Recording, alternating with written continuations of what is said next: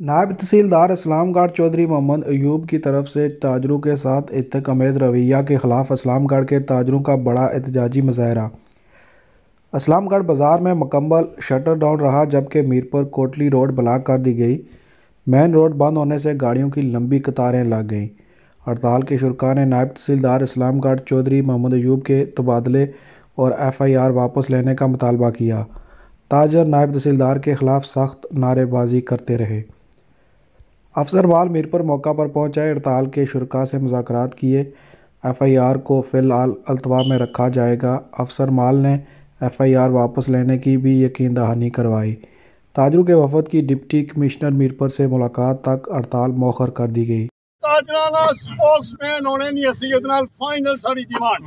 इस मौका पर साबिक एडमिनिस्ट्रेटर लाला सदक अली रफ़ीकी ने खिताब करते हुए कहा कि इस्लामगढ़ की ताजर बरादरी ने हमेशा इंतज़ामिया के साथ तावन किया है।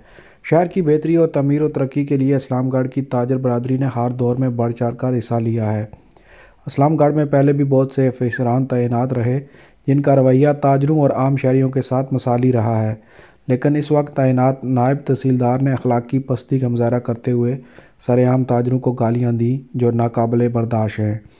FIR वापस होने और नायब तहसीलदार के तबादले तक एहतजाज जारी रखेंगे। इस्लामगढ़ की हिस्ट्री गवाह है कि वज़ीर आज़म की भी डकियात है। इस दौरान ये ले गए लगते छोड़ दो, सिंपल गल है, दो जगती झंडा साड़ा कि इस तरह तबादला किया जाए, चौधरी परवेज पर पर्चा खत्म किया जाए।